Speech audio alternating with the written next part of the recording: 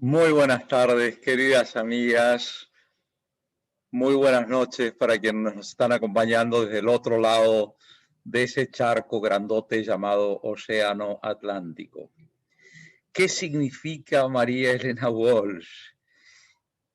Qué difícil escucharla y que no vengan las lágrimas a los ojos de tantas y tantos para quienes el nombre María Elena Walsh significa recordar nuestra niñez, nuestros abuelos, nuestras abuelas, los juegos, las canciones que cantábamos desde el jardín de infantes. La primera vez que supimos que había un reino del revés, donde un ladrón era policía y otro era juez. Después nos íbamos a enterar que la cosa iba más en serio que una canción de chicos. Los que tuvimos una tortuga, yo tuve varias y mis hijos tuvieron dos y siempre se llamaron Manuelita, siempre se llamaron Manuelita. Y cada vez que se le cae a uno una naranja, uno piensa en la naranja con la que se peleaba Monoliso. Y, es ese mundo. Y ahora con la vacuna, cuando empezamos con la historia del coronavirus y la vacuna, y yo no me puedo sacar de la cabeza al doctor manejando el cuatrimotor que se curaba con la vacuna. No, o sea, no está metida la gigante María Elena, está metida en nuestro ADN.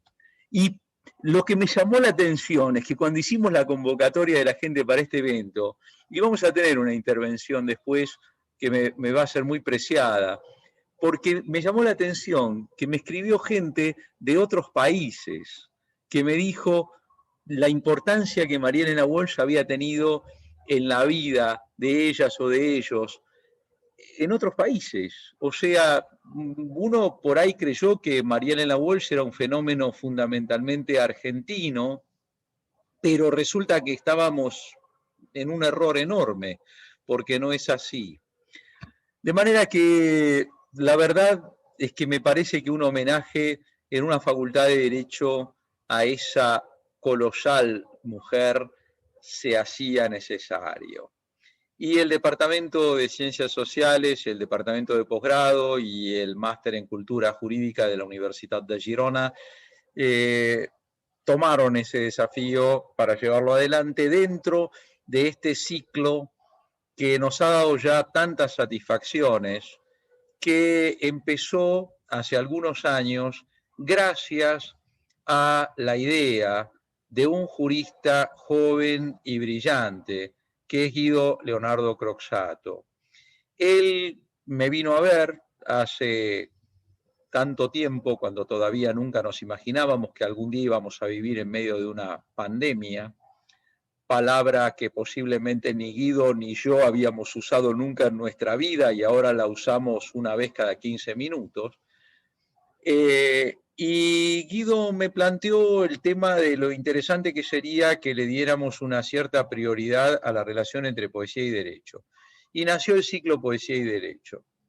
Y desde entonces ha tenido muchos momentos maravillosos que han ido reuniendo a gente que considera que lo jurídico es mucho, mucho más que simplemente dedicarse a estudiar leyes, sentencias y aprenderse libritos de memoria.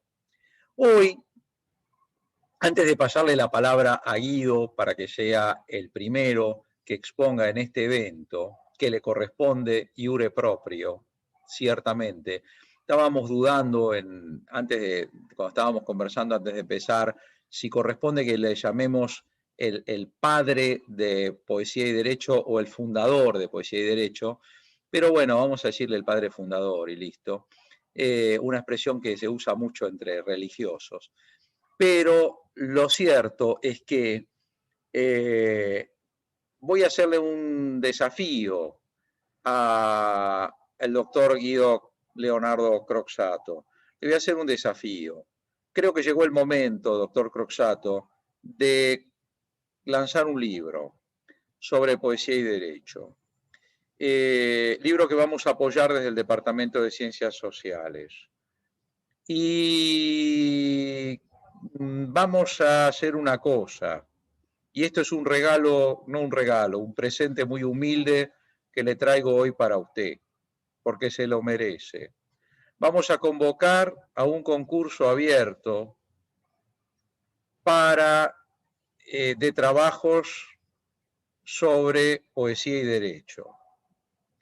Y este concurso abierto de trabajos sobre poesía y derecho va a tener como uno de sus premios, por supuesto plata no va a haber como premio, eso olvídense, pero va a tener como uno de sus premios, si usted está de acuerdo, y ahora me lo dirá cuando tome la palabra, la publicación de los trabajos respectivos en este libro. Podemos aceptar trabajos en castellano y en portugués y que se publiquen en castellano y en portugués para dar la bienvenida a todas nuestras hermanas y hermanos del Brasil, considerando que fundamentalmente nuestra América del Sur y nuestra Latinoamérica es bilingüe y entonces que corresponde que todos y todas sepamos ambos idiomas y nos aprendamos a manejar en ambos idiomas, porque si no, nuestra integración va a ser muy, muy difícil. Hablábamos mucho con Guido recién sobre la necesidad acuciante que tenemos de elaborar una teoría jurídica latinoamericana que involucre una teoría del derecho que sea genuinamente latinoamericana y que responda a nuestra propia realidad, a nuestros propios problemas, a nuestro propio futuro y no, con todo el respeto que esto me merece, a las agendas foráneas con las que tenemos a veces muy diferentes historias y muy diferentes presentes. Y entonces creo que dentro de todo esto, el estarnos ocupando de mujeres y hombres que cultivaron la poesía en Latinoamérica, hemos ido pasando por diferentes países en este ciclo, siempre cuidando rigurosamente mantener paridad de género, como es el estilo que nos ha caracterizado desde el Departamento de Ciencias Sociales siempre, por lo menos desde que esta gestión se encuentra en el departamento. Hemos tratado de recorrer Latinoamérica, vamos a seguir recorriendo Latinoamérica con alguna pasada del otro lado del Océano Atlántico, porque nosotros tenemos muchísimo respeto por las demás culturas, pero queremos también que se respete la nuestra y queremos que nosotros también respetemos la nuestra, que parece algo fundamental.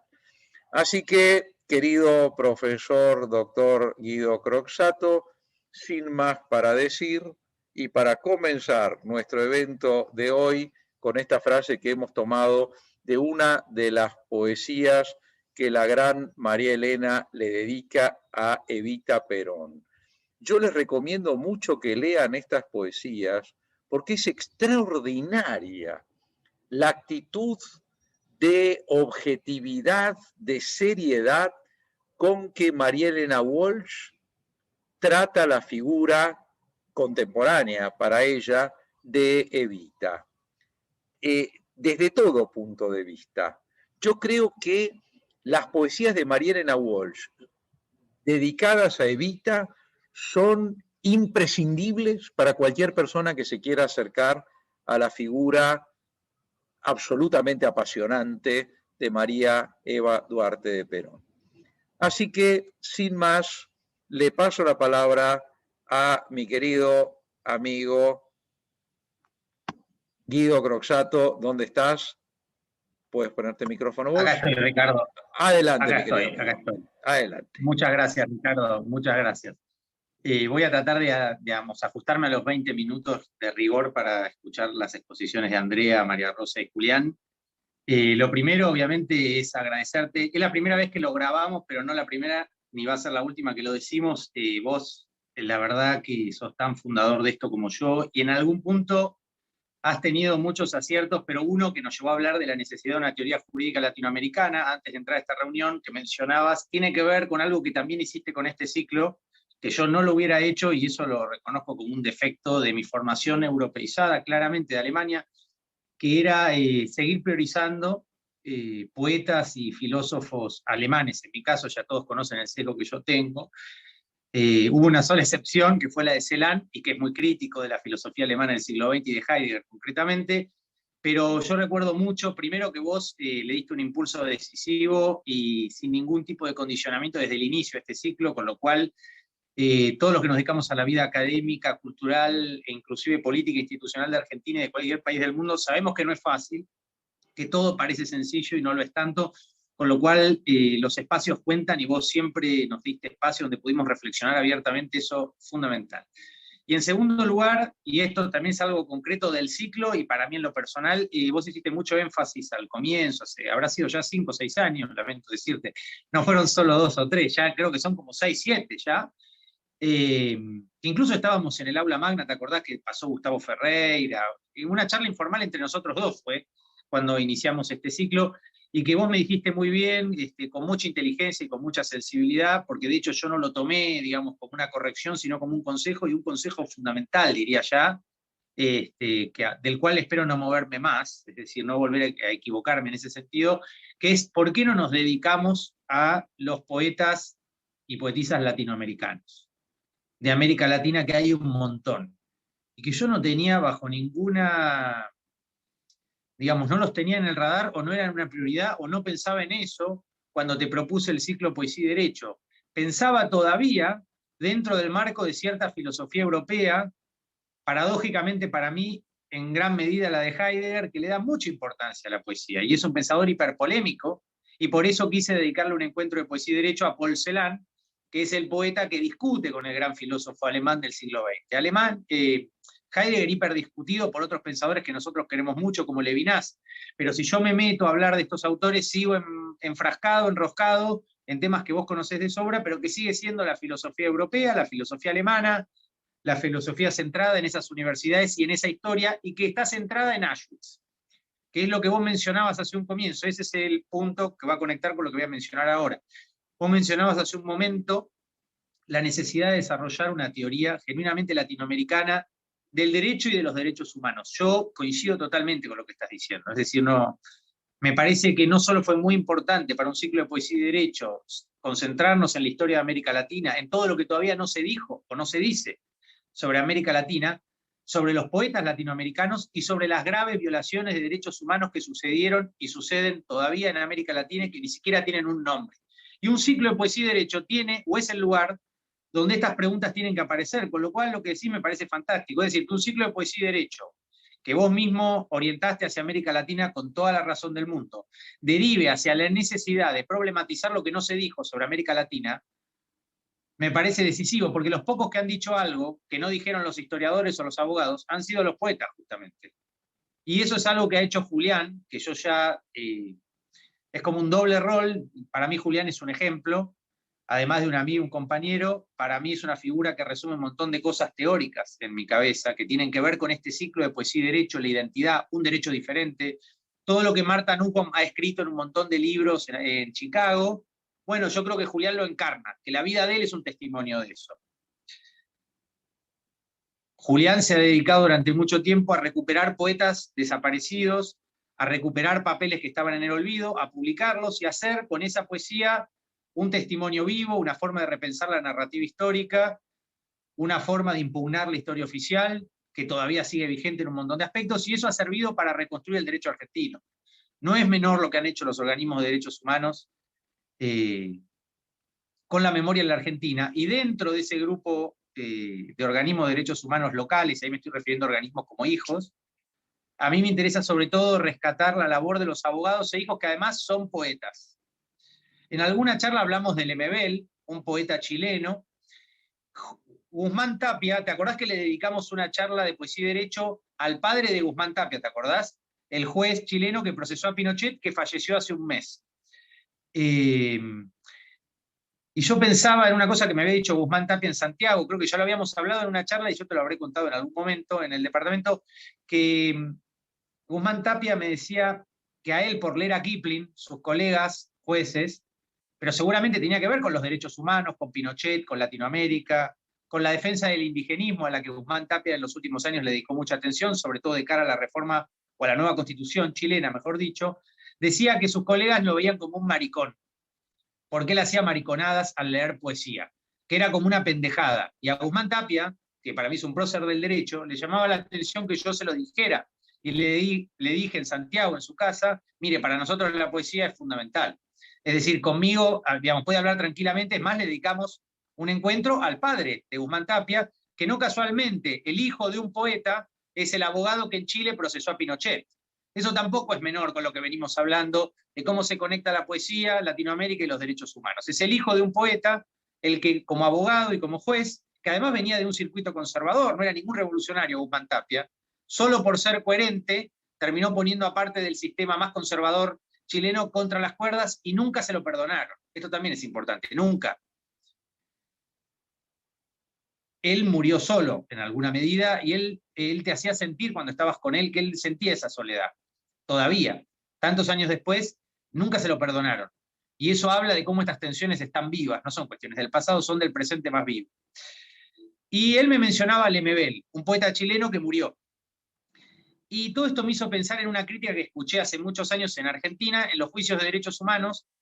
Alguna persona que estaba en contra de los juicios de lesa humanidad decía de nosotros, de Julián, pero también de mí, por alguna nota que publicamos en Página 12, además de abogados zurdos que defienden los derechos humanos, en el caso de Julián hijos, para mí un gran honor es que Julián me dijo alguna vez, vos ya sos un hijo, creo que es lo más honorífico que me dijeron, estaba en Alemania.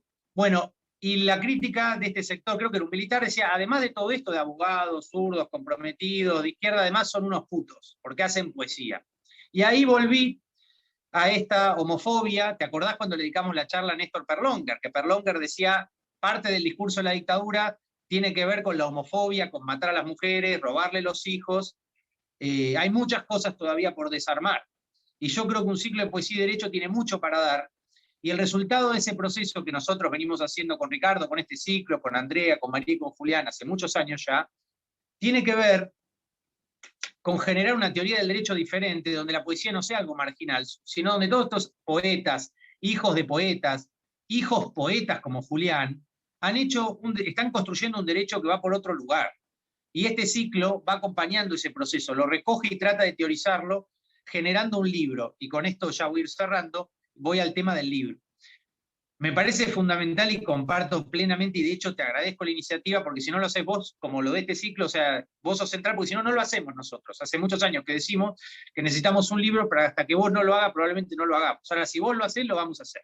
Es decir, si Ricardo lo lidera el proyecto, va a funcionar y el libro va a estar, yo estoy seguro, porque estamos todos comprometidos con este ciclo de poesía y derecho, y vos sos el primero. Ahora, una cosa que pensaba, no sé si es una excusa y lo dejo como una inquietud.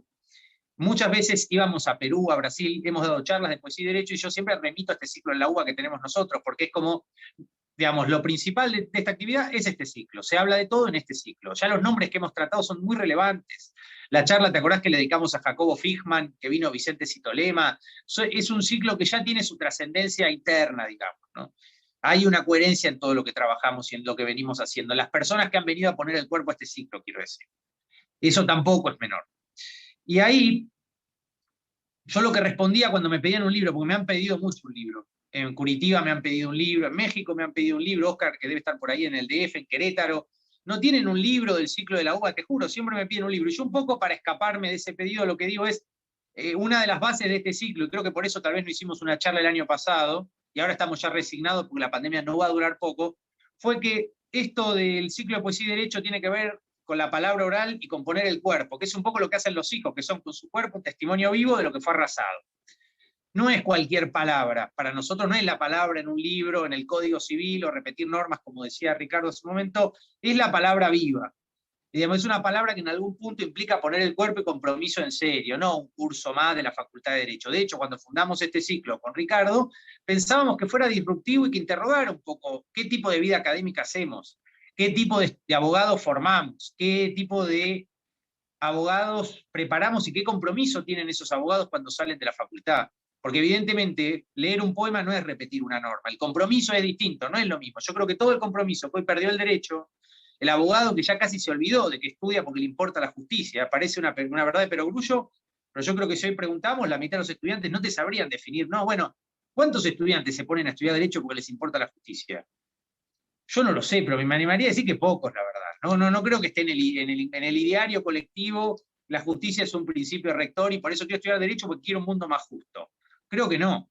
Bueno, este ciclo puede interrogar esa academia que fue dejando un valor fundamental del derecho y de la abogacía pública de lado, completamente de lado, porque en algún punto hemos privatizado un poco la formación. Estamos formados para determinadas cosas, determinados negocios, determinados intereses, pero todo lo que es abogacía pública, en algún punto diría el derecho administrativo, que tiene más que ver con mi trabajo en la actualidad, lo hemos dejado discretamente de lado. Pero sobre todo lo de no tener un libro hasta este momento, que yo creo que ahora ya es necesario, que es casi indispensable, creo que tenía que ver un poco con que para nosotros este ciclo era algo vivo y debe ser algo vivo, no algo que se cristaliza y queda en una biblioteca perdido, un libro más, sino un ciclo que es un poco un testimonio, es un proceso y demanda un compromiso intergeneracional donde hay profesores comprometidos. Yo no creo que haya tantos docentes comprometidos, creo, Ricardo, que más bien vos acá vendrías a ser una excepción más que una norma, porque en algún punto incomoda este ciclo. Nosotros podemos ser muy prolijos, somos buenos alumnos de la Facultad de Derecho, pero, digamos, queremos ser disruptivos. Cuando Nussbaum dice, en Justicia Poética, algo que dice Derrida también, esto de la juridicidad subversiva, que la literatura inevitablemente para el derecho termina siendo incómoda o subversiva, bueno, nosotros queremos ser hijos de la subversión para construir un derecho mejor que esto que tenemos, que es, estamos, no sé, caminamos hoy acá abajo, y te lo diría a nivel ahora como funcionarios. Caminamos una cuadra y tenés 20 personas revolviendo una bolsa de basura en un país enorme con poca población. Es inaudito lo que pasa en la Argentina. Es inaudito, es una vergüenza. Es una vergüenza el derecho público, el derecho privado, ser funcionario, el Estado, el mercado, no sé, la educación que tenemos, algo anda muy mal, muy mal, muy mal, horrorosamente mal. Y eso es algo que en los cursos tradicionales del derecho no sé cuánto se problematiza. Es muy mezquino, es lo que dice Derrida entre el derecho y la justicia. Hoy es todo derecho, calculamos, bueno, un poco más de intereses, cómo hacemos este contrato, pero es como el árbol que tapa el bosque, tenemos un gran problema invisible. Y yo creo que la poesía viene a arrojar luz sobre esas cosas desaparecidas, como los padres de los hijos. Y Julián es un testimonio vivo de eso. Con lo cual, para mí, estos temas se cruzan. Siempre me ha costado ordenarlo, sistematizarlo en un libro, y este ciclo nos ha ayudado mucho, porque por lo menos, Ricardo, vos nos diste un marco para trabajar y para pensar a lo largo de todos estos años todas estas cuestiones. Y eso no es menor, no es poco, por eso que vos no necesitas que ya te lo agradezca, pero bueno, dado que es la primera vez que lo grabamos, te lo agradezco, ya todo el mundo sabe el respeto y la admiración que yo siento por vos, y esto de enfocar en Latinoamérica, que es algo que a mí Zaffaroni me lo ha dicho mucho, pero el único que lo logró en la práctica, yo diría que ha sido vos con este ciclo, porque volcaste algo que a mí me interesaba mucho, que era el cruce Poesía y Derecho, hacia el lugar donde lo teníamos que hacer, que era América Latina. Claramente tenías razón, como cuando hicimos la charla sobre Josefina Pla, una poeta paraguaya. Nunca yo hubiera citado a Augusto Roa Bastos, como hace Vargas Llosa, el lugar común, no hubiera salido del lugar común. Ya llegar a una poeta de Paraguay o a un poeta de Ecuador implica un trabajo que yo, si no hubiera sido por vos o por mi tía que falleció, no lo hubiera hecho, porque sin mi tía que falleció, que apoyó mucho este ciclo, nunca hubiera pensado en Joaquín Januzzi, por ejemplo, o en Jacobo Fichman, que mi tía vino con Vicente Citolema a aquella charla. Bueno, son nombres, digamos, que mi tía me llevó a la Argentina y vos a Latinoamérica, que es un lugar donde tenés mucho predicamento, porque este ciclo, digamos, es seguido. Hay gente que le presta atención a lo que vos hacés y a este ciclo en concreto. Bueno, y lo último que digo es, a nivel ya muy teórico, estuve leyendo a Frege, uno de los fundadores de la filosofía analítica del lenguaje. En Argentina está Tomás Moro Simpson, que todavía está vivo, pero Frege es un poco el que da el puntapié inicial. Él quiere ordenar el lenguaje, escribe cartografía, después Russell lo discute. Son los primeros filósofos del lenguaje. Después está Wittgenstein, pero Frege, un lógico alemán, analítico, es uno de los padres de la filosofía analítica, y la filosofía analítica no le gusta mucho un ciclo de poesía y derecho, porque vendría a ser poco serio esto que hacemos. Para nosotros la lógica tiene el problema de la trivialidad, digamos, no saca nada que ya no esté en los presupuestos, con lo cual es un derecho que termina siendo circular, que ese es el sueño de todo académico, el derecho encerrado en la facultad. Entonces no importa nada de lo que pasa afuera, total los alimentamos a nosotros mismos. Lo genial es que Russell maltrata la poesía, y eso yo lo tengo en la garganta, y es lo primero que voy a escribir en el prólogo de este libro que vas a editar vos, Poesía y Derecho, porque creo que Russell está equivocado. Russell maltrata la poesía y dice, son meras notas de color. Perfecto. Pero todo lo otro que él quiere sistematizar en ese libro Sentido y Referencia no llega a un buen puerto, digamos. De hecho, su logicismo termina fracasando. Entonces yo lo que me pregunto es si este derecho autorreferencial cerrado, que después genera un derecho en la práctica que se encierra en la teoría y que justamente es el sueño de la lógica formal, un derecho circular, trivial en algún punto, academicista, donde el estudiante aprende a repetir, pero no a ser una buena persona o un buen abogado afuera de la facultad. No le ponen 10 a nadie por eso. Y a nosotros es eso lo primero que nos importa. No que haga lógica formal mientras afuera están matando gente, o afuera hay pibes revolviendo la basura. No queremos más eso. Esa es la crítica poética a la filosofía analítica que le incomoda en estos ciclos porque ponemos el dedo en la llaga. Ahí sí, este ciclo está para eso y yo creo que vos, Ricardo, nos diste también ese mandato cuando lo empezamos. Vos lo repetías mucho en las primeras conferencias hace 5 o 6 años. Yo creo que nosotros tenemos que empezar a ver, sí ser rimbombante, siendo honesto, no rimbombante, honesto, no funciona. Hasta acá lo que tenemos, bueno, tal vez funcionó, se hicieron cosas bien, pero algún giro hay que hacer en alguna dirección un poco más humana, porque este derecho está sirviendo a que afuera de la facultad la gente se muere de hambre, digamos, no alcanza. No sé por dónde es el camino, pero la idea es pensar juntos cómo construir un derecho un poco mejor. Y seguramente no va a ser escuchando o leyendo los mismos manuales que venimos leyendo hace 100 años.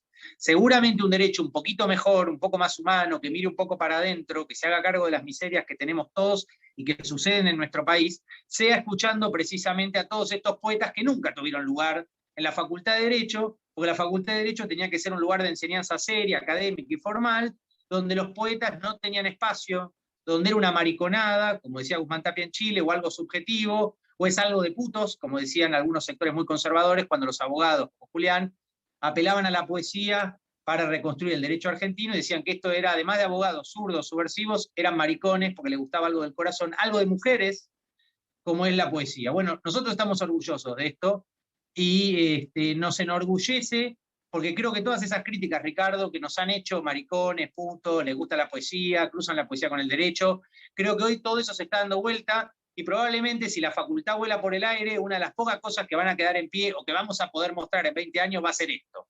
Este ciclo que estamos intentando con esfuerzo hace 5 años, así que bueno, mi agradecimiento a vos por habernos apoyado desde arranque y por ser parte de este ciclo. Y bueno, con eso cierro y escuchamos a Andrea, María Rosa y Juliana, a quienes también les agradezco mucho, ¿no? Gracias, querido Guido, gracias por tus palabras, gracias por tus comentarios tan generosos hacia mí, que me quedan muy grandes, pero que te los agradezco de todo corazón. Y quiero declararme públicamente culpable y orgullosamente culpable de ser subversivo, de ser zurdo y de ser maricón. Me declaro orgullosamente culpable de los 3 cargos y la verdad es que no me parece que ninguno de esos sea ofensivo. Me parece muy triste que para algunas personas esos puedan ser términos ofensivos. Yo creo realmente que en las facultades de Derecho necesitamos trabajar sobre la construcción de un mundo mejor, como vos lo dijiste, y para construir un mundo mejor, va a haber que, bueno, a ver, Jacques Derrida, deconstruirlo. Bueno, no, yo creo que más que deconstruirlo hay que destruirlo. No destruirlo con bombas, ni destruirlo con ninguna cosa agresiva ni violenta, pero no hay lugar para este mundo y el otro al mismo tiempo.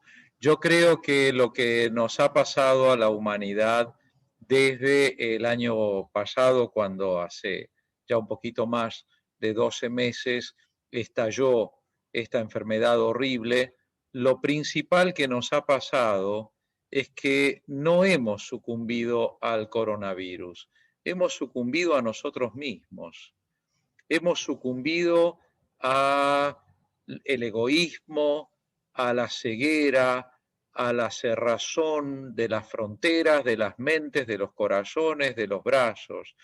Hemos sucumbido a una demostración indiscutible de que la forma como el mundo está en este momento estructurado es equivocada, es errónea.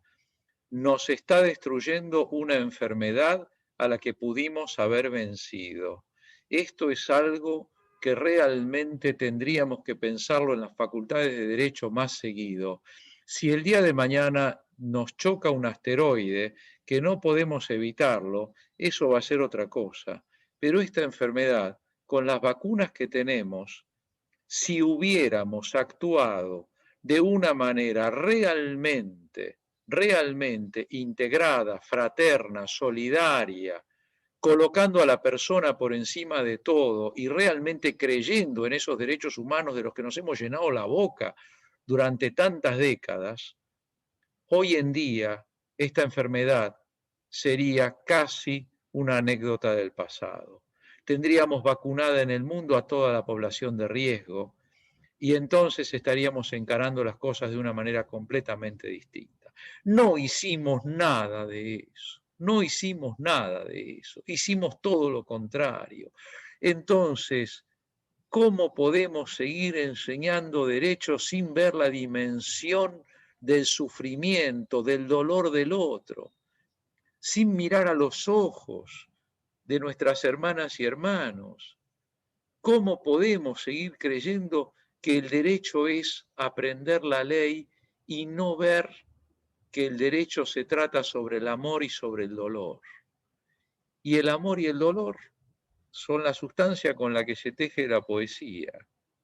Entonces, gracias querido Guido, vamos adelante con el certamen, no te olvides, y con el libro, para poder tener así trabajos. Y ahora le quiero pasar la palabra a una queridísima y destacada jurista que desde que empezamos con este ciclo vino y dijo, yo hago poesía, yo me intereso por la poesía y la relación de la poesía con el derecho, yo quiero ser parte de esto y lo ha sido porque, como bien dijo Guido, la política que seguimos es la política de que no hay nada más triste que una puerta cerrada.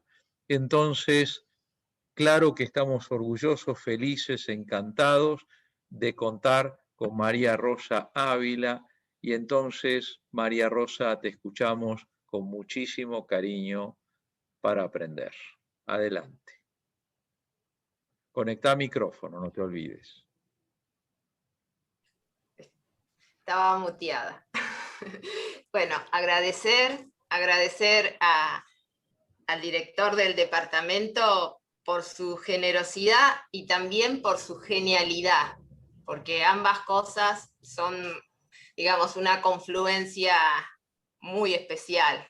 Bueno, al brillante panel con el cual tengo el honor de compartir, Andrea, Guido, Julián, y a todas los participantes y al equipo que hace posible esto, ¿no? Estar acá juntos por los medios digitales. Bueno, este homenaje a esta gran poeta, voy a usar un sway. Este homenaje de esta poeta tan musical, tan innovadora, que fue cineasta, cantora, letrista, tan talentosa, tan valiente, porque a través de su obra nos enseñó sobre la libertad, sobre la igualdad, la creatividad, la ironía, con un tono fuerte, y que procuraba construir espacios de autorreflexión. María Elena Walsh nació el 1 de febrero de 1930 en Ramos Mejía, provincia de Buenos Aires, era bonaerense.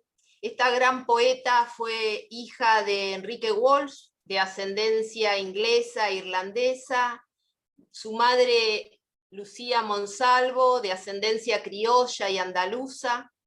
Tenía 4 hermanos mayores, una hermana mayor de este segundo matrimonio, y ella era la menor. Voy a hacer algunas breves pinceladas sobre algunos momentos de la vida de María Elena Walsh, y esta primer pincelada es sobre la niña activista, la niña creadora, la niña independiente, la niña libre.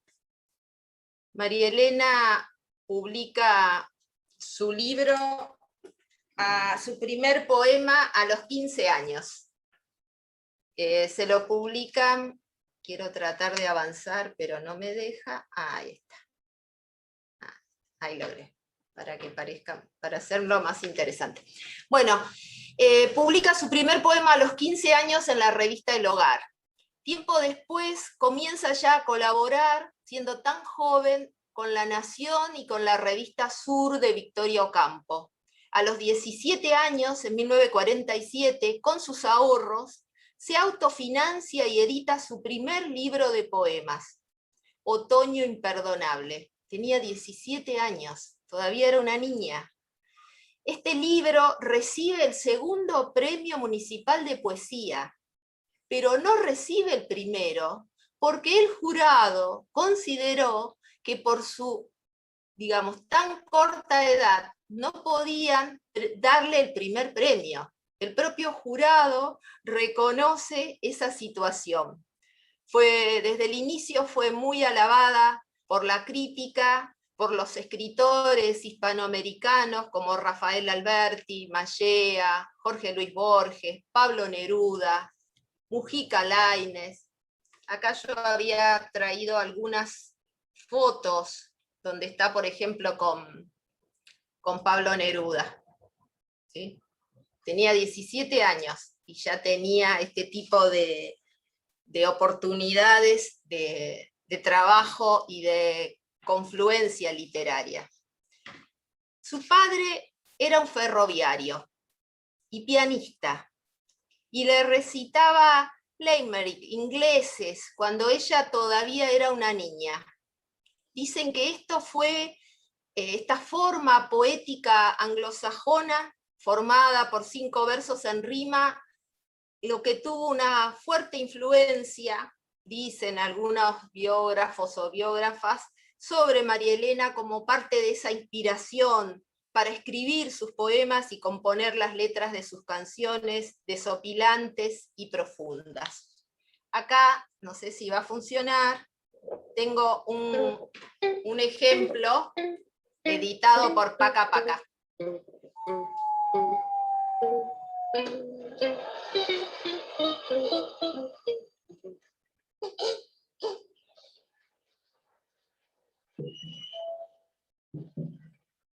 Una pava con fama de letrada fue decir un discurso en Ensenada. La aplaudió mucha gente, pero naturalmente la pava solo dijo una pavada. Bueno, esto da cuenta de ese contenido irónico, disruptivo, transgresor que tiene, o que tiene este tipo de Limerick, ¿no? Que ella en este libro, en El Zoo Loco, toma, retoma, y que fue acá producido por Paca Paca para dar difusión de su obra. Esta es una primera pincelada sobre esta poeta, ¿no? Esta poeta niña que pudo ejercer sus derechos desde la infancia, siendo una creadora, adolescente, cuando aún la Convención de los Derechos de las Niñas no existía, y ella ya era una activista de los derechos, un sujeto, hoy diríamos una sujeta de derechos, un ejemplo de acción creativa, lírica, de participación y de incidencia como niña en el ámbito literario, en el ámbito poético. La segunda pincelada que quiero hacer es más centrada ya en su enfoque feminista, ¿no? Como, por ejemplo, frente al régimen de facto en 1973, en plena dictadura de la NUCE, a pocos días de las elecciones, María Elena Walsh escribía el artículo Carta para una compatriota. Ella decía: las feministas no tenemos odio, tenemos bronca. El odio, con los fierros, sean armas o moneda, es cosa de hombres. Estamos hartas de odio, aunque venga empaquetado en sublimaciones y piropos. No hemos declarado la guerra, sino que señalamos que existe y tiene los años de nuestra civilización. Nos defendimos como pudimos, a veces con malas artes, por lo tanto es mejor que ahora parezca una guerra abierta, limpia. esta que declaramos contra todas las formas de arrogancia machista. La guerrilla de la artimaña, el repliegue y la comodidad no hace sino reproducir series de esposas achanchadas o madres castradoras. Esta es una, digamos, esta reflexión de ella valiente, disruptiva, frente a una dictadura y con una fuerte crítica al patriarcado, a la violencia, a la guerra. La tercera reflexión es directamente centrado en este enfoque feminista que ella tuvo ya con la vuelta a la democracia, ¿no? Acá Alfonsín, entre el 85 y el 89, la hace parte del Consejo para la Democracia. Ella tiene un programa que llama La Cigarra en TV, que dura bastante poco, y teniendo ya desde la década del 70 una fuerte pertenencia al movimiento feminista en algunos meetings, no era una militante, ella militaba desde su obra, militaba desde su valentía. Y acá Eva Giberti declara en una entrevista: María Elena Walsh no es una figura reconocida por las feministas, y me parece injusto. La destaco porque fue una mujer independiente que se enfrentó a la dictadura, y porque además le pidió al presidente Raúl Alfonsín que legislara el aborto con lo que significaba en esa época. Y además, otra cuestión dentro de estos pincelazos sobre la vida y la obra de María Elena Walsh, ella no escribía para las mujeres, sino desde su conciencia de mujer, desde una conciencia de libertad, de deconstrucción, de emancipación en la praxis literaria poética, y que fue aprendida con dolor, con la experiencia y la prepotencia de estos gobiernos que tuvo que vivir, desde la prohibición pequeño burguesa del ejemplo paradigmático que ella misma da cuenta en sus poemas, en su poesía, en ese libro tan comprometido como fue Hecho a Mano, de la experiencia de vida de su madre, de su abuela. En este momento, como decían hace unos minutos, frente a la pandemia del COVID, se han visibilizado e incrementado indicadores de riesgo y ha habido denuncias por el desempeño del Poder Judicial frente a los femicidios, frente a la falta de medidas adecuadas para garantizar el resguardo de la vida de las mujeres y las niñas. Hemos avanzado, como ya se dijo hace unos minutos, en la construcción de un marco jurídico de relevancia sobre los derechos humanos. Como nos decía el doctor Carlos Nino, los derechos humanos, la mayor invención del siglo XX. Pero ¿qué está pasando? Esta configuración, este diseño institucional requiere de un adecuado enfoque para el pleno ejercicio de los derechos de las mujeres, de las niñas, de las personas que han sido vulnerabilizadas. Es sobre esta discriminación, y una de esas discriminaciones es la de género, también el racismo, y hay interseccionalidades que también tiene que atender la política pública, como la discapacidad. En este marco que aún subsiste, en este orden de género que aún continúa presente en las instituciones, en la educación, en este sexismo oculto muchas veces en los currículos educativos, es necesario aún trabajar, profundizar esta cultura patriarcal que está subsistente en la academia, pero también en los poderes del Estado. En el artículo Infancia y Bibliofobia, que publicó ella en 1980, da cuenta de su compromiso y su militancia con el feminismo a través de la ironía. Si a nuestra sociedad le preocupara en serio el hábito de la lectura en los chicos y chicas, procuraría no seguir fomentando una existencia de madres ignorantes. A la mujer se le disuade firmemente por todos los medios de cultivarse en profundidad.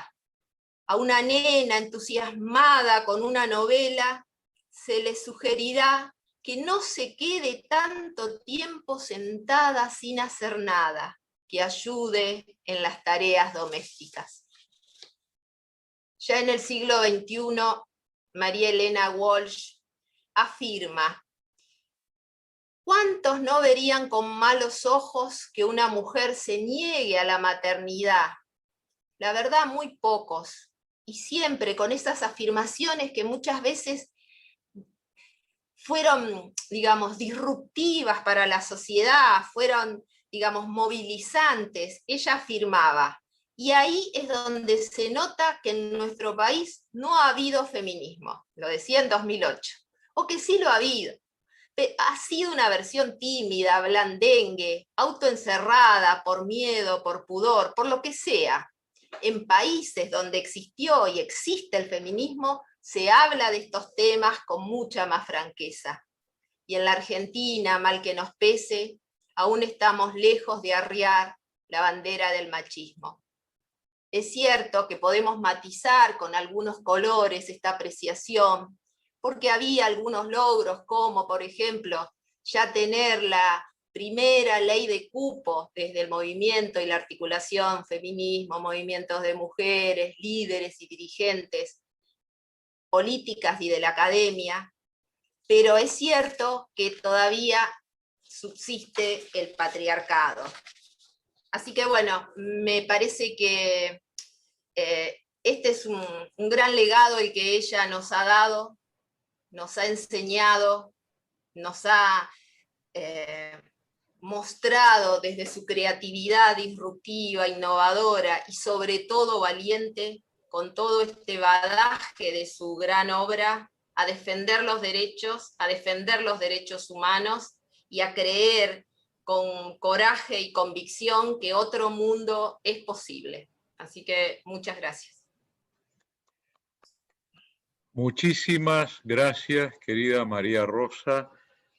Y qué importante que es reflexionar, como también lo acabas de hacer, que los derechos humanos no parece que sean verdaderamente una obra de juristas, una obra de mujeres y hombres en despachos recoletos con bibliotecas profundas. Los derechos humanos son una obra de las personas en la calle, son una obra de las mujeres y los hombres que muchas veces no saben leer ni escribir, que muchas veces no han pasado jamás la puerta de una facultad de derecho, y son esas mujeres y son esos hombres quienes hacen los derechos humanos, que no los juristas les usurpen el derecho, la patente de creación de los derechos humanos. Los derechos humanos, yo creo que son mucho más una obra de artistas que una obra de juristas. Así que te agradezco muchísimo por tus excelentes palabras. Antes de pasarle la palabra a mi querido amigo Julián Axat, quiero destacar y agradecer la presencia del Foro Universal por la Paz, doctor Carlos Saavedra Lamas, representado por su noble presidenta, nuestra querida amiga, la docente de la Facultad de Derecho de la Universidad de Buenos Aires, Silvia Giuliani. Quiero agradecer porque nos honra enormemente también la presencia desde la hermanísima África. Yo voy a seguir insistiendo en el concepto de Latinoáfrica.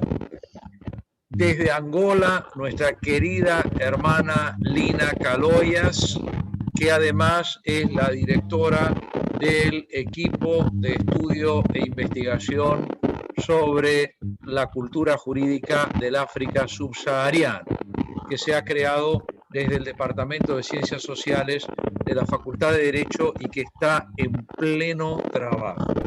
De manera que desde África, siguiendo y homenajeando a la figura de nuestra querida María Elena Walsh. Y quiero hacer un saludo muy especial porque he visto con una alegría enorme que entre nuestros asistentes, que dicho sea de paso representan a gran parte de Latinoamérica, desde México, pasando por Centroamérica y muchos países de la América del Sur. Y quiero mandar un abrazo muy especial a un querido amigo que hace muchísimo que no lo veía y que me siento muy, muy feliz de que lo acabo de ver recién. Ahora no lo estoy bien, sí, ahí lo veo, que es Goyo Hendelman. Goyo, te mando un abrazo enorme. Me encanta, me llena el corazón verte, hermano querido, me llena el corazón verte, me hace muy, muy feliz. Me imagino que Marianela Walsh también se inscribió mucho en tu vida. Y te mando un abrazo enorme y te deseo que sigas estando muy bien. Te quiero muchísimo y me alegra muchísimo verte, Goyo. La verdad, un placer muy grande. Gregorio Hendelman, un querido docente de la Facultad de Derecho.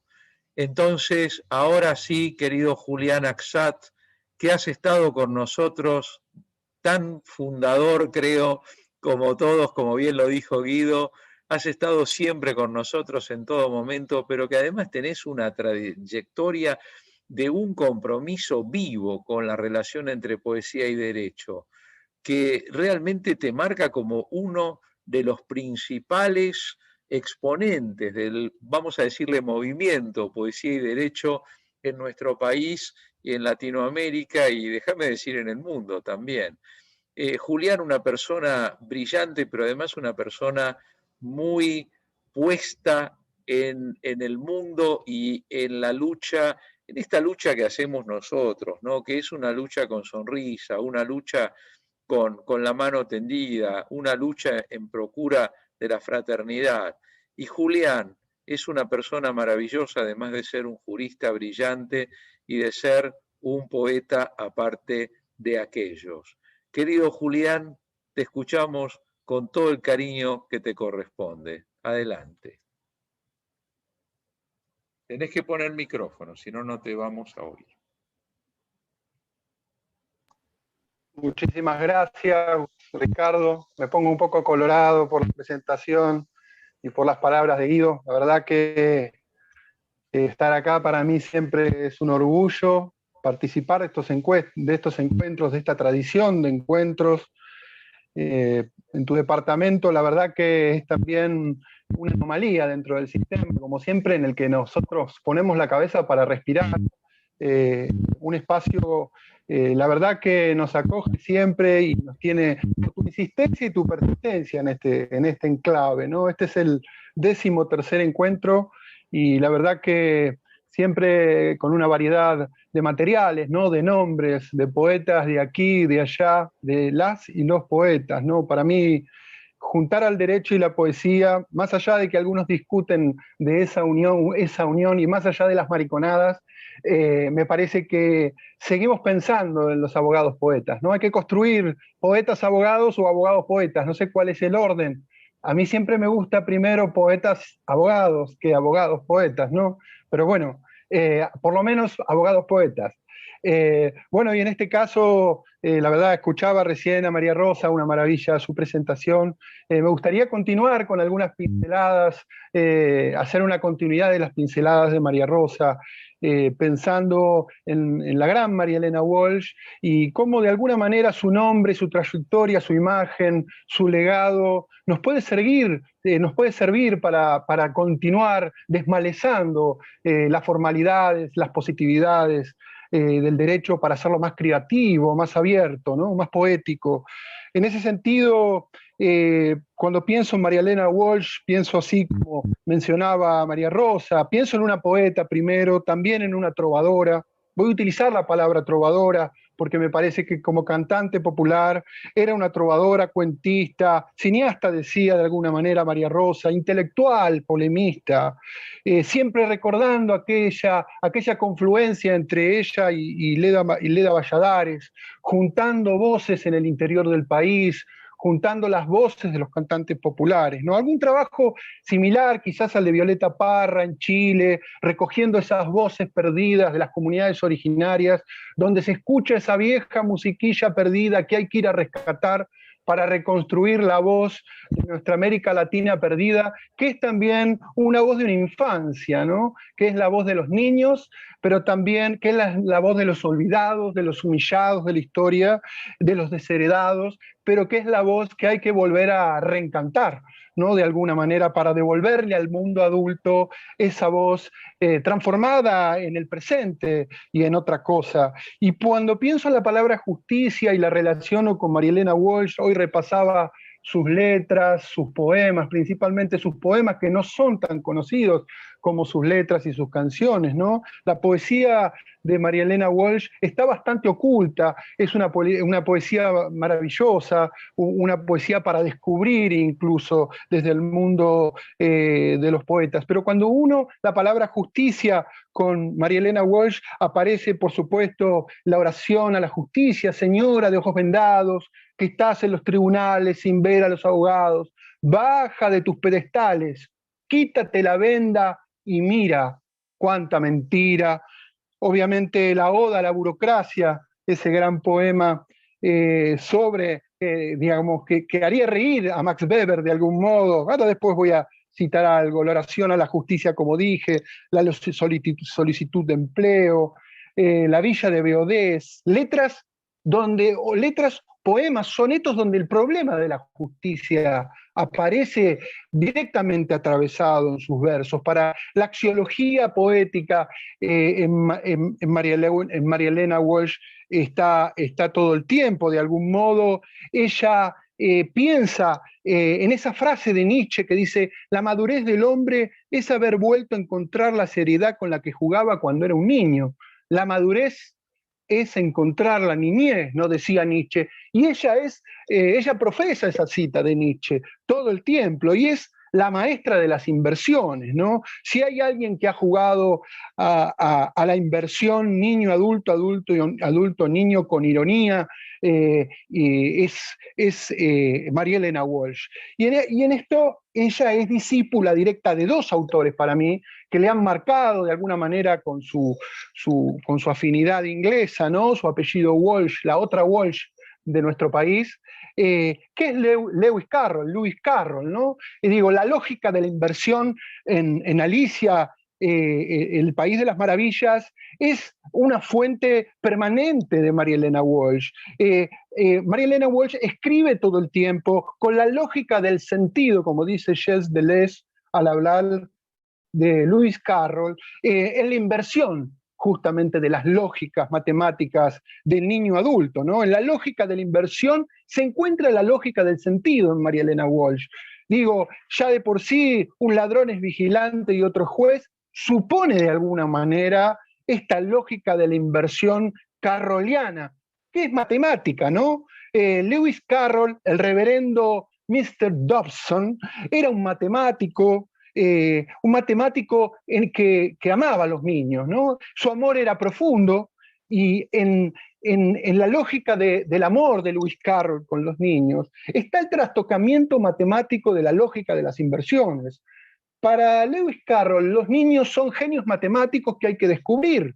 Y si uno toca esas piezas aritméticas en el imaginario de los niños que hacen a la matemática de la inversión, porque de algún modo en Carroll el orden de los factores no altera el producto, pero sí, de alguna manera, ese orden de los factores puede ser generado sin una lógica de lo absurdo o de la inversión, más allá de que María Elena Walsh nos diga que 2 más 2 o 2 y 2 son 10. En ese sentido, la lógica carrolliana de María Elena Walsh es una lógica del reino del revés, pero en el sentido quizás ya acercándonos al otro autor que para mí ha atrapado a María Elena Walsh y que en la justicia también está, y que la hace subversiva dijeron varias veces hoy los que me precedieron, que es Alfred Jarry, porque María Elena Walsh es nuestra patafísica por excelencia, ¿no? En la lógica de Jarry, de la patafísica, aparece justamente la lógica de la inversión farsesca de los elementos de las composiciones de María Elena Walsh. Los gatos, las tazas, las teteras, los almacenes, los osos, los ratones, los conejos, las tortugas, los elefantes los monos, las naranjas, los jueces. Los jueces, lo huesco, ¿no? De Jarry, lo huesco. El juez para María Elena Walsh en sus textos es huesco. Es como la reina de corazones de Lewis Carroll. El juez en la oración a la justicia o en la misma frase de un ladrón es vigilante y otro juez, es un personaje carnavalesco. El juez es un farsante. El juez es demasiado adulto. Y en esa lógica adultocéntrica, el derecho es demasiado serio, es demasiado formal, el mundo del derecho es demasiado positivo, el mundo del derecho es aburrido, el mundo del derecho es triste. En la lógica de la inversión de María Elena Walsh, el juez que maneja esa tristeza y ese mundo adultocéntrico no puede ser más que un bufón. No puede ser más que un bufón. Y eso está en la oración a la justicia, donde dice, ilumina al juez dormido, apacigua toda guerra y hazte reina para siempre de nuestra tierra.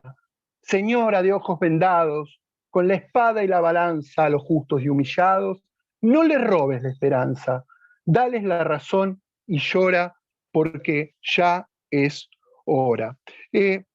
Estos son los imaginarios lúdicos de María Elena Walsh, los imaginarios satíricos, pero que son de un mundo infantil pensado para los adultos en realidad, porque la lógica de María Elena Walsh está dirigida a impactar sobre el mundo de los adultos.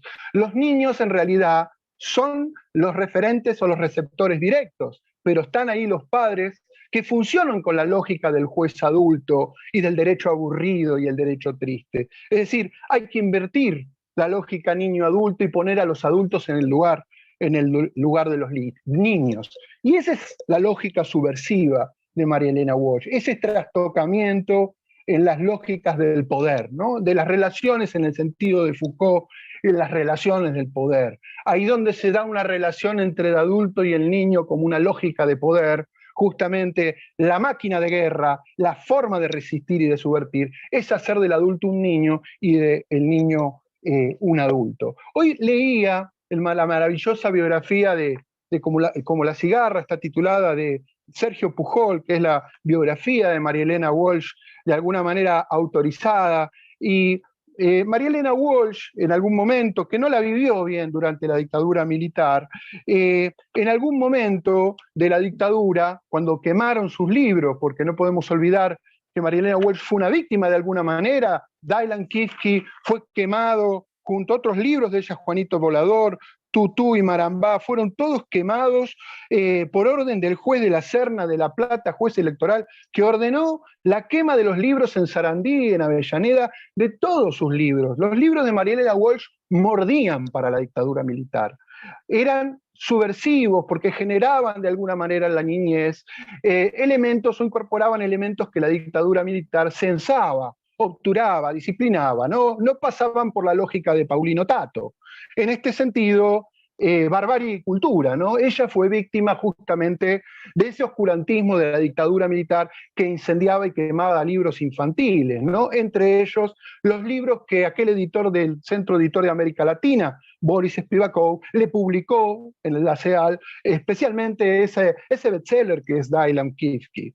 Y muy enojada María Elena Walsh, en el año 1979, dice Pujol en su biografía, se atrevió a enfrentar a la dictadura en una nota en la página cultural de Clarín, que se atrevieron a publicar también. Ya la dictadura en el año 79 estaba de alguna manera con cierta crisis, pero no por ello menguaba el terror. Y en aquella nota, María Elena Walsh se animó, se atrevió con coraje a criticar a la dictadura por justamente la función de George Orwell, ¿no? Y pensando en el Gran Hermano de Orwell. Y dice María Elena en el artículo, el censor ni exhibe documentos ni obra como exhibimos todos a cada paso. Suele ignorarse su currículum y en qué metrópoli se doctoró. Solo sabemos por tradición oral que fue capaz de incinerar la historia del cubismo o las memorias de Groucho Marx, que su cultura puede ser ancha y ajena como para recordar que Stendhal escribió 2 novelas, El Rojo y El Negro, y que ambas son sospechosas. Es dato folclórico y nos resultaría temerario atribuírselo. Tampoco sabemos, salvo excepciones, su trabajo a sueldo, por vocación, porque la vida lo engañó o por mandato de Satanás. Lo que sí sabemos es que existe desde que tenemos uso de razón y ganas de usarla, y que de un modo u otro sobrevive a todos los gobiernos y renace siempre de las cenizas, como el gato Félix, y que fueron, efímeros los periódicos en que se mantuvo entre paréntesis.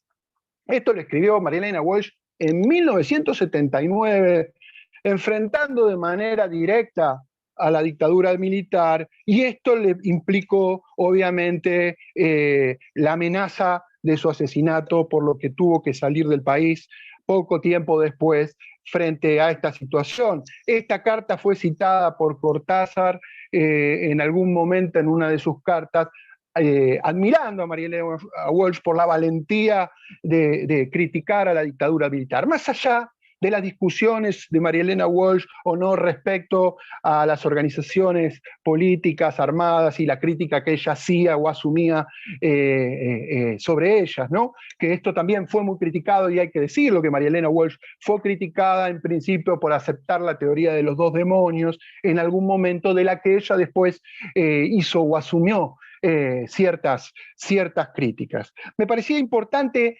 rescatar esta carta porque habla del coraje o de la parresía de María Elena Walsh, en tanto coraje de utilizar la poesía. Si la poesía no tiene coraje y no enfrenta al poder, en este caso a la dictadura militar, el poeta pareciera que no asume la palabra en el lugar de intelectual que porta. Y por último, no me quiero extender más, quisiera leer, y decía hoy, la Oda a la burocracia, porque en esta lógica de la inversión y de la subversión o de la alteración patafísica de María Elena Walsh, está su poema La burocracia, que, insisto, haría reír a carcajadas a Max Weber, ¿no?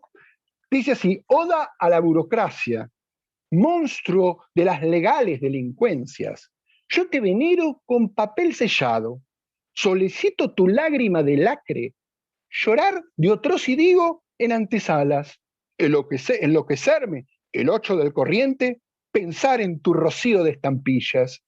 Pisas un alba de café con puchos de primavera decretada. Tienes sobrinos calvos, guardapolvos grises, peluca consular, risa de fieltro y un gusto a secretaria amortiguada y la encuadernación de la agonía. Amo tus direcciones nacionales, tu tímida inspección, tus ministerios, la palidez de tus escribanías, la flora de subjefes, el otoño de tinta muerta que transpiras, todo lo que sucede al pie del expediente. Acoges a los pobres en la seria sombra de tus primeras providencias. Con alta estima y consideración, los petrificas en tus corredores, con el objeto de acordarles una interminable cara de escarmiento. Siempre nos faltará un certificado para morir, para cobrar el cielo. Nunca podremos ver gratuitamente la cédula de identidad de Dios, ni hallar, sin tu magnánimo permiso, nuestros legajos del purgatorio. Monstruo oficial, la que suscribe anhela descender a un infierno taquigráfico, desmelenarse sobre tus rodillas, legalizar un verde aburrimiento, impetrar tus puntuales almanaques y la fatalidad de tus teléfonos, y que un día le otorgues el delirio, la fichada emoción de tus archivos, que la autorices a obtener un alma, a comprobar su número de cuerpo, a pudrirse a tus pies debidamente, desinfectada por la policía. Muchísimas gracias.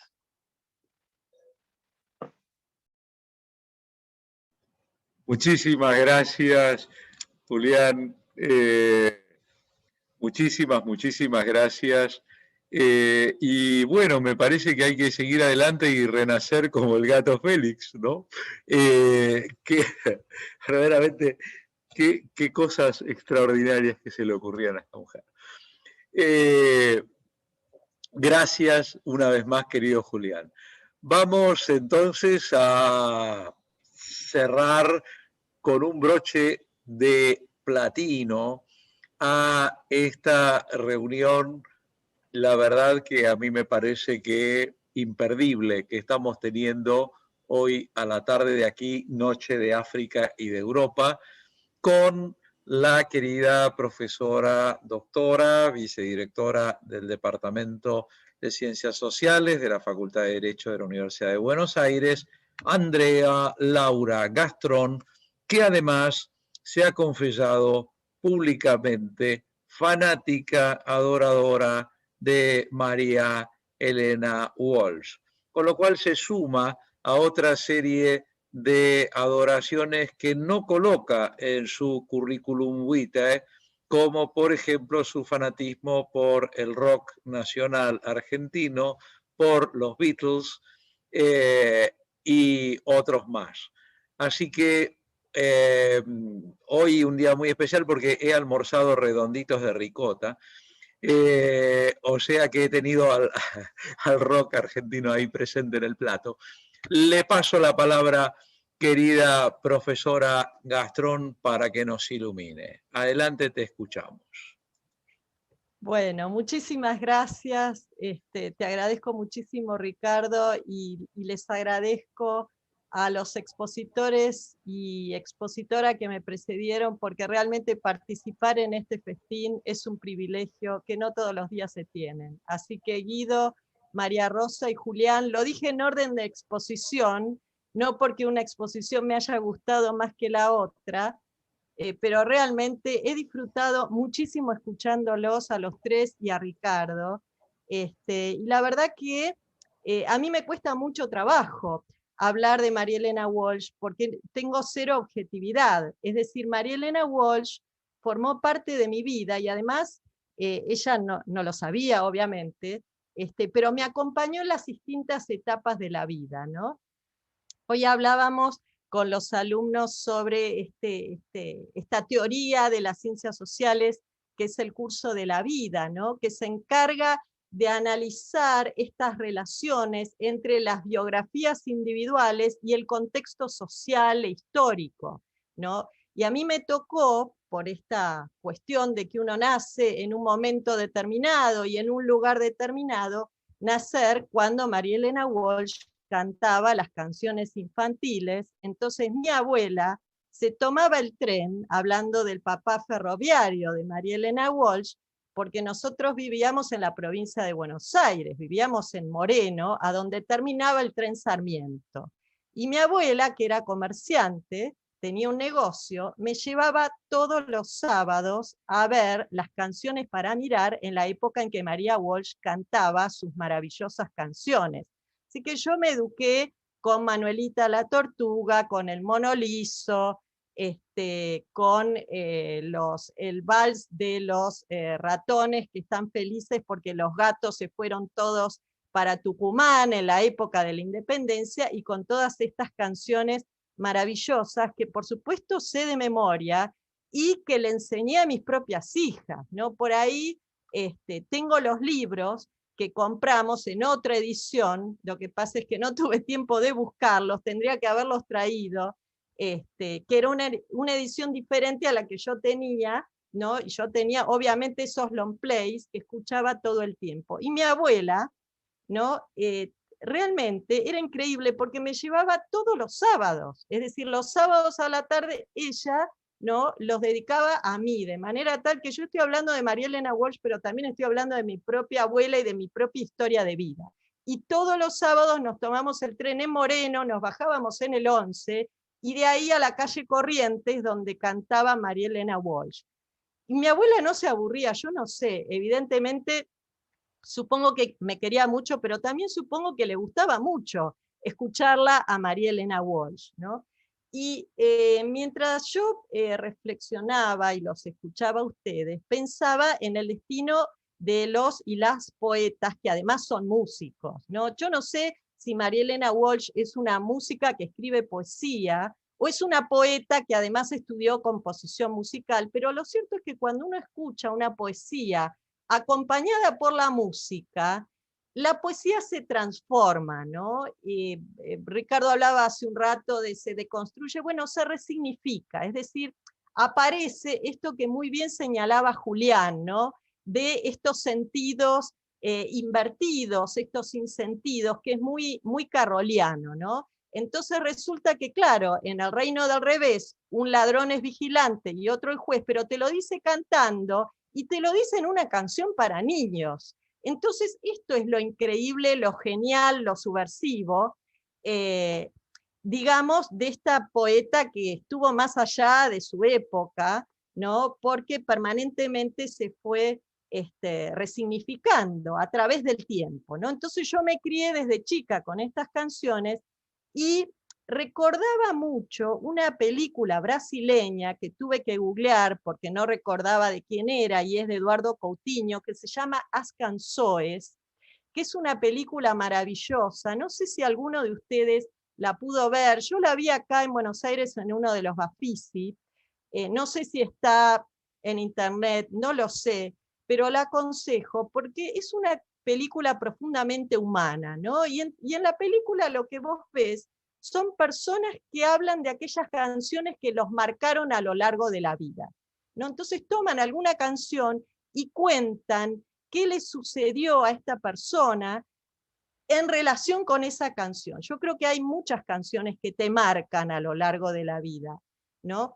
Y una de esas canciones para mí fue como La Cigarra, ¿no? Porque así como yo de niña escuchaba, ¿no? Y me crié junto con la Tortuga Manuelita, obviamente que todos tuvimos una Manuelita en casa, yo también tuve una y se me perdió, ¿no? Lamentablemente se me perdió Manuelita y nunca más la pude encontrar, lo cual me llenó de tristeza en su momento, ¿no? Porque además yo la tenía Manuelita dibujada, ¿no? Y una vez me llegó una gran sorpresa cuando llegué a Pehuajó y vi que en Pehuajó Manuelita tiene una estatua, bien merecida que tiene Manuelita esa estatua en Pehuajó, ¿no? Y después, claro, lo triste del caso es que María Elena Walsh confesó que Pehuajó apareció en su canción porque rimaba con que se marchó. Entonces, pero eso a la gente de Pehuajó nunca le importó demasiado, y ahí está la estatua de Manuelita recibiéndonos en Pehuajó. Pero esta canción tan especial, que es como La Cigarra, que Ricardo decía en la previa, yo cada vez que la escucho lloro, ¿cómo no vas a llorar? Es decir, cuando fue el atentado a la AMIA, yo recuerdo una manifestación que hubo 2 o 3 días después, y yo estaba ahí y fuimos con mi vieja, las dos, porque fue muy triste, y fue un día además de lluvia, así como es hoy, un día de lluvia, y estábamos miles de personas en esa marcha silenciosa, ¿no? Y la canción que se escuchaba era esa, era como La Cigarra, y es una canción del año 73, y es tan premonitoria que esa canción, cuando yo cada vez que la escucho lloro, porque esa canción habla de las madres de Plaza de Mayo y habla de los desaparecidos, porque dice textualmente, hice un nudo en el pañuelo, pero me olvidé después que no era la única vez y seguí cantando. Es terrible, y además dice, tantas veces me borraron, tantas desaparecí. A mi propio, estoy citando de memoria, a mi propio entierro fui sola y llorando. Si estas no son las madres, ¿dónde están las madres? Es decir, es impresionante que esta mujer tuvo la sensibilidad, la exquisitez, la capacidad de haber vislumbrado lo que fue la dictadura militar 3 años antes de que se produjera. Y 4 años antes de que se reunieran este grupo de locas, porque así se las llamó, las locas de la Plaza de Mayo. Pero no solamente eso, como La Cigarra hoy está más vigente que nunca, ¿no? Porque resulta que estamos hace 1 año bajo la tierra, ni más ni menos. Ella nos canta esa canción, que es una canción de la vida y de la muerte y del amor, ¿no? Es impresionante, o sea, cada vez que vos lees la letra vuelve a ser actual y vuelve a estar vigente, ¿no? Y a mí lo que me impacta de María Elena Walsh es que ella canta desde la Argentina, porque es muy argentina en los temas que trata, es decir, es verdad que es latinoamericana, pero al mismo tiempo es argentina y es universal. Por eso trasciende el tiempo y por eso trasciende las fronteras. A mí no me sorprende que haya habido gente feliz por este homenaje a María Elena Walsh que haya escrito desde otras partes del mundo, porque es bien argentina y al mismo tiempo es bien universal, ¿no? Y por último, para terminar, porque a mí me gustaría también dejar lugar al debate, a las preguntas y a las reflexiones, y yo no quería dejar de dar un cierre con una poesía que a mí me impactó terriblemente, y que habla, porque estamos en poesía y derecho, y que habla de la pena de muerte. Y dice así: fui lapidada por adúltera. Mi esposo, que tenía manceba en casa y fuera de ella, arrojó la primera piedra, autorizado por los doctores de la ley y a la vista de mis hijos. Me arrojaron a los leones por profesar una religión diferente a la del Estado. Fui condenada a la hoguera, culpable de tener tratos con el demonio encarnado en mi pobre Cusco negro y por ser portadora de un lunar en la espalda, estigma demoníaco. Fui descuartizada por rebelarme contra la autoridad colonial. Fui quemada viva por sostener teorías heréticas, merced a un contubernio católico protestante. Fui enviada a la guillotina porque mis camaradas revolucionarios consideraron aberrante incluir los derechos de la mujer entre los derechos del hombre. Me fusilaron en medio de la pampa, a causa de una interna de unitarios. Me fusilaron en cinta, junto con mi amante sacerdote, a causa de una interna de federales. Me suicidaron por escribir poesía burguesa y decadente. Fui enviada a una silla eléctrica a los 20 años de mi edad, sin tiempo de arrepentirme o convertirme en una mujer de bien, como suele decirse de los embriones en el claustro materno. Me arriaron a la cámara de gas por pertenecer a un pueblo distinto al de mis verdugos. Me condenaron de facto por imprimir libelos subversivos, arrojándome semiviva a una fosa común. A lo largo de la historia, hombres doctos o brutales supieron con certeza qué delito merecía la pena capital. Siempre supieron que yo, no otra, era la culpable. Jamás dudaron que el castigo era ejemplar. Cada vez que se alude a este escarmiento, la humanidad retrocede en 4 patas. Nada más. Muchas gracias. Muchísimas gracias, querida Andrea. Muchísimas gracias una vez más por tu claridad, por tu sabiduría, por tu elocuencia y por tu don, aparte de la concreción, que no ceso de envidiar. Es cierto, me preguntaron por qué no elegí para la apertura la canción de La Cigarra, y les respondí la verdad: no quería empezar este evento con lágrimas en los ojos.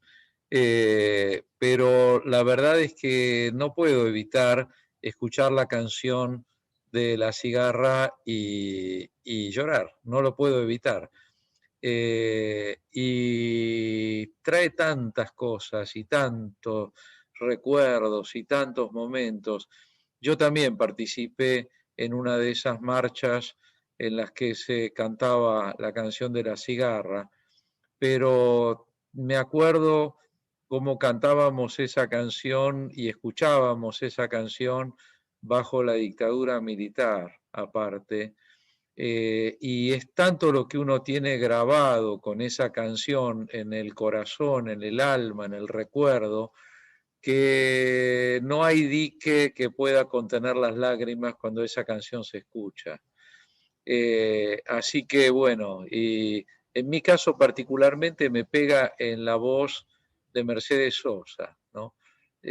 Particularmente me pega cuando la enorme, colosal, cósmica tucumana nos deja esa canción, y me pega muy particularmente.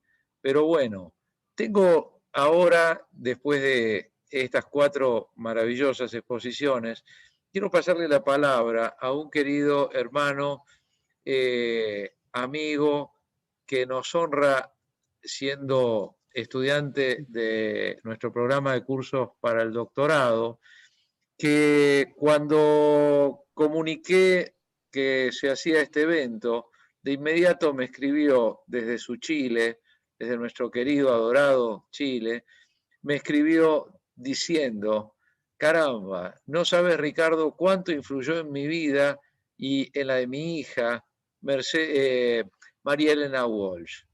Y le dije, bueno, vení, me dijo, por supuesto que voy a estar en el evento junto con mi hija. Le dije, bueno, tomá la palabra y contánoslo, porque la verdad es que un testimonio que viene desde el hermano Chile, la verdad que nos interesa especialmente. Querido Ulises Medina, tuya es la palabra, te escuchamos con mucho cariño. Muchas gracias, profesor. Buenas tardes a todas y a todos.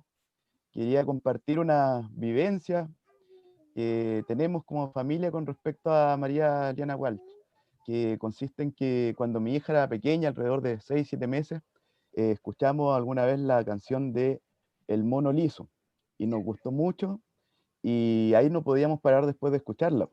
De hecho, nos entreteníamos mucho con esta historia de la naranja, de esta complejidad con el mono, cómo el mono se enojaba. Incluso a raíz de eso pudo desarrollar muy bien sus primeras palabras, se alegró mucho cada vez que escuchó esa canción, po, y hasta el día de hoy nos trae muy bonitos recuerdos de esos años en que, como le comentaba el profesor Ricardo, también, aparte de haber sido por primera vez papá, eran años en que estaba recién ejerciendo la profesión. Y acá hasta mi hija me estaba pegando en el hombro porque quería salir también. Acá, ve, saludes. Ahí está saludando. Eso quería compartir con ustedes. Muchas gracias por haberme escuchado. No, gracias a ti. Amelia, ¿no es cierto? Es el nombre de tu hija. Amelia.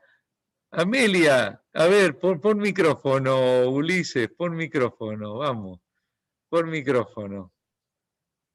Ahí sí, ahí sí. Amelia, ¿me estás escuchando? Sí.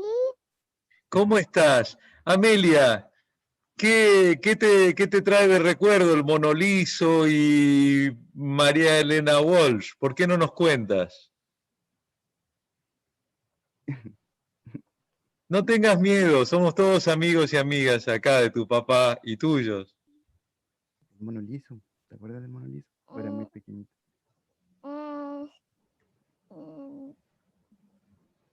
Bueno, está nerviosa, pobre. Está nerviosa, pobre. ¿Cuál naranja? ¿No se acuerda? Oh, Dota. Ya se va a acordar después, ya se va a Bueno, acordar después. Sí, después lo vamos a escuchar, ¿no? Gracias, Amelia. Sos muy linda y muy simpática. Gracias, Amelia. No podíamos no tener niños, ¿no? En un evento en homenaje a María Elena Walsh no podíamos no tener niños. Hubiera sido casi un insulto a María Elena Walsh. Realmente, no podíamos no tener niños. Bueno, si alguien quiere, tenemos unos minutitos, muy poquitos. Si alguien quiere, me escribe en el chat, por favor, y le transmito preguntas a nuestras 4 y nuestros 4 expositores. Si quieren pueden escribir en el chat, ya está habilitado el chat, y yo transmito las preguntas con todo gusto. Vamos a dar unos minutitos a ver si alguien quiere hacer una pregunta. A mí me gustó tu frase, Ricardo, mientras la gente te escribe la pregunta. No hay nada más triste que una puerta cerrada. Te la voy a robar, es un muy buen título. Me gusta. Te agradezco mucho. Pero todos sabemos que dependemos de vos pura y exclusivamente para coordinar, organizar y estimular con María Rosa, que nos va a whatsappear todos los días, esa publicación.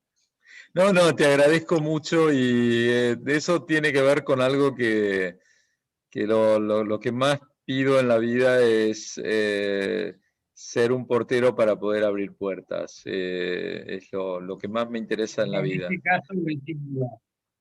En este caso es sin duda.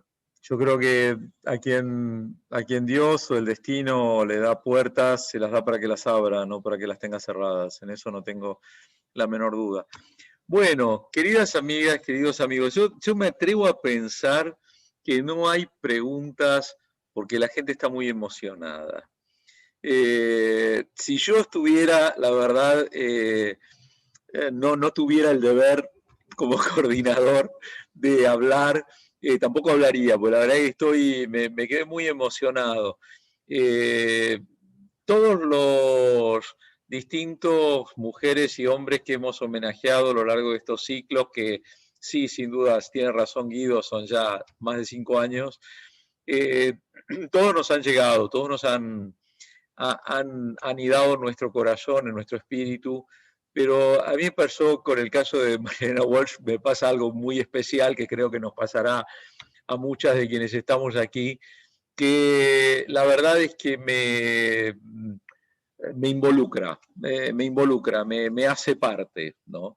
O sea, no lo veo como, bueno, vamos a homenajear a una mujer maravillosa que escribió poesía, sino que estamos pasando revista, como dijo Andrea, como dijeron todos ustedes, estamos pasando revista a nuestra propia vida. Yo me imagino que en Julián, con su particular historia de vida, a la que hizo referencia Guido en su momento, me imagino que la evocación de María Elena Walsh involucra momentos de su niñez, de su infancia, y que eso también lo debe emocionar muchísimo, seguramente. Y calculo que esto nos pasa a muchas de las personas que estamos hoy aquí reunidas, y le va a pasar a mucha de la gente que va a presenciar esta reunión dentro de un par de días cuando esté en YouTube, porque la verdad es que Marielena Walsh no nos es jamás aséptica, no nos es indiferente, no se puede ser indiferente frente a Marielena Walsh. Y yo coincido con esta excelente vinculación que se ha hecho con Lewis Carroll, pero tengo que reconocerles una cosa. Lewis Carroll, a mí me encantó Alicia, pero nunca me sentí involucrado con Alicia. O sea, me parecía muy bueno, muy ingenioso, muy lindo, pero nunca me sentí involucrado. En cambio, con la Tortuga Manuelita sí. Entre otras cosas porque la Tortuga Manuelita era de Pehuajó. Está bien que era de Pehuajó para que rime, pero no importa, pero Pehuajó queda acá. Y la verdad es que, qué sé yo, y todos estos elementos, bueno, por supuesto que la primera vez en la vida que fui a Pehuajó, lo primero que me vino a la cabeza es que estaba visitando el lugar de la Tortuga Manuelita. A mí se me perdieron 2 Manuelitas, Andrea. Se me perdieron 2 y se me murieron 2. De las 4 Manuelitas mías y de mis hijos. Yo creo que la mayoría de las personas en Argentina que hemos tenido una tortuga la hemos llamado Manuelita. Yo creo que es muy raro que alguien llame una tortuga de otra manera en Argentina. Pero la verdad es que la otra vez estábamos hablando del positivismo, por ejemplo, y no hay mejor cosa escrita sobre el positivismo que El Brujito de Bululú. La cuestión de entonces llegó el doctor manejando el cuatrimotor porque el brujito de Bululú embrujaba a la población. O sea, son genialidades absolutas, es como decir mensajes terriblemente complejos en palabras infantilmente llanas. Esto es algo extraordinario. Yo creo que María Elena Walsh va a seguir viva. Lina, querida Lina Caloyas, que nos escuchas desde África y nos acompañas desde África, honrándonos tanto. Y sí, vos sabés, Guido, que hace poco nos enseñaron los hermanos y hermanas de África, que en África, mientras uno es recordado, uno está vivo. María Elena Walsh va a estar viva mientras haya humanidad sobre la tierra. No tengo la menor duda. Sí, querido Guido, te escuchamos. Te quería hacer un comentario, una reflexión que me disparó, algo que dijiste, que lo hemos repetido en otras conferencias otros años, pero tiene que ver justo con lo que acabas de mencionar, como una genialidad de la poesía en general, y en este caso concreto, diría potenciada y representada por Marielena Walsh, que es la capacidad de una poeta de decir algo increíblemente complejo con palabras infantilmente llanas y accesibles. Eso me parece central, porque uno de los puntos de ruptura entre la filosofía analítica, el análisis lógico, y nosotros, que defendemos las humanidades y el rol de la poesía en el derecho como vivificador de un compromiso, la crítica central es que la poesía contamina el pensamiento, le quita rigor, y sobre todo que necesitamos el análisis lógico del lenguaje, como decía Frege cuando criticaba la poesía, porque la poesía confunde, no es clara, o son oraciones sin significado, como decían los autores del Círculo de Viena, del que viene Kelsen, la teoría pura del derecho, el derecho no contaminado.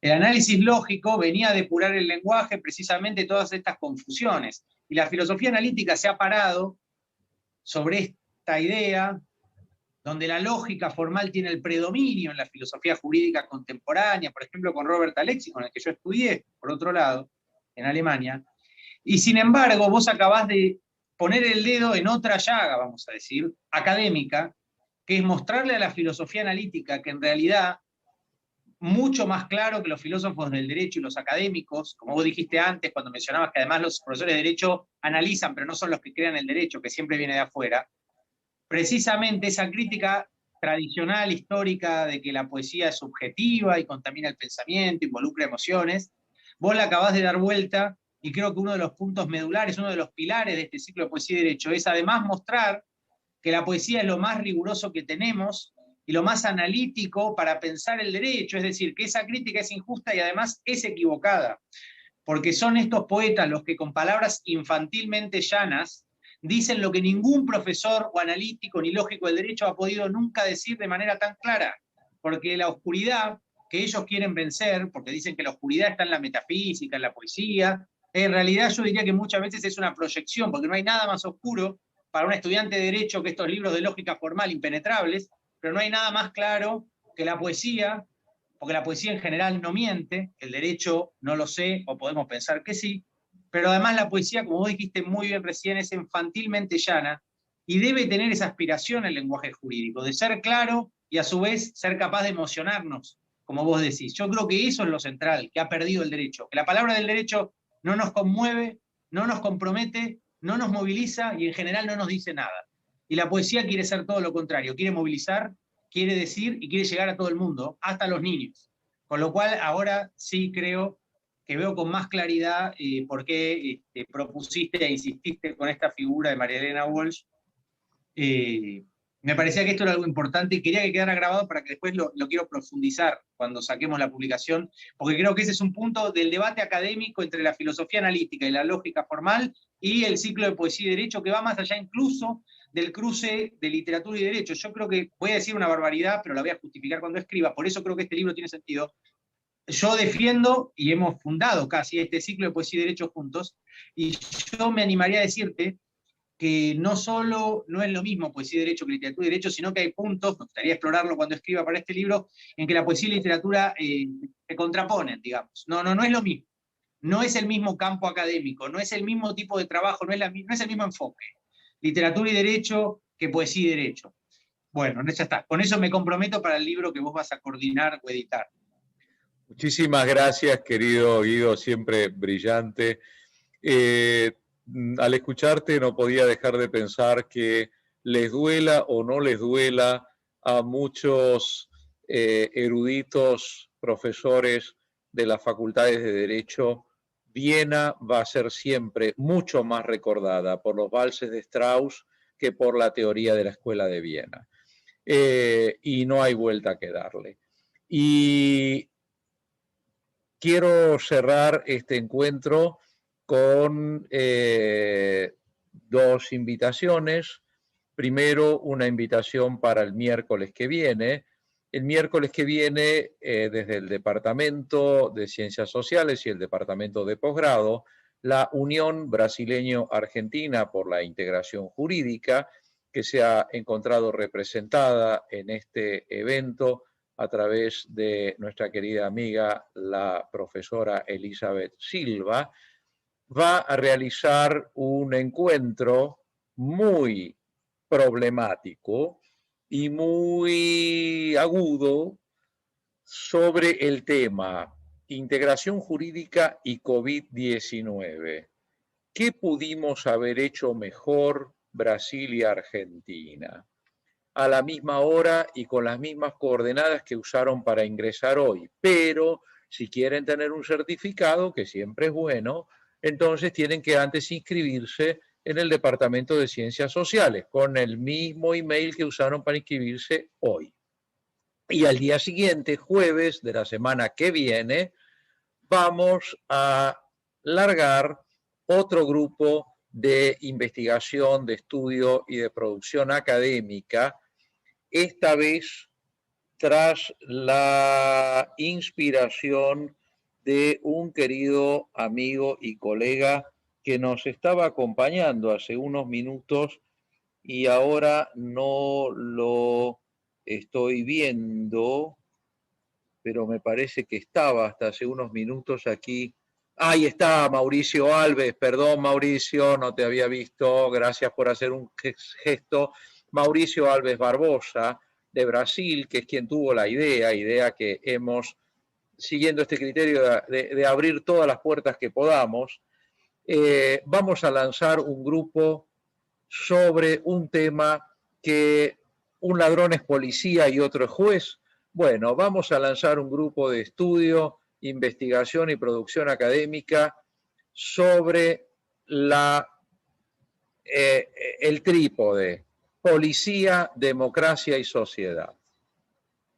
Y esto va a estar muy interesante porque ya se han comprometido mujeres y hombres de derecho y de policía de varios países del mundo para participar en este grupo que será lanzado el jueves a la misma hora y en el mismo canal. Y quiero cerrar entonces, tras esa invitación y agradeciendo desde ya los mensajes que están apareciendo en el chat, con una frase de mi querido amigo Goyo Hendelman que acaba de mandar hace un rato y que dice: María Elena Walsh es parte de nuestra familia. No tengo la menor duda, María Elena Walsh es parte de nuestra familia y calculo que a partir de hoy va a ser parte de la familia de más personas en más países, porque estoy seguro que quienes hoy están aquí y no tenían demasiado conocimiento de la figura de María Elena Walsh, ahora se van a ir inmediatamente al Google a buscar y al YouTube a escuchar canciones de María Elena Walsh. Muchísimas gracias por estarnos acompañando, muchísimas gracias por el cariño, por el afecto, gracias a quienes han expuesto y seguiremos entonces adelante, aunque tengamos que estar un tiempo bajo la tierra. Pero seguiremos y resucitaremos como el gato Félix. Un abrazo muy grande para todas y para todos. Nos seguimos viendo. Hasta luego.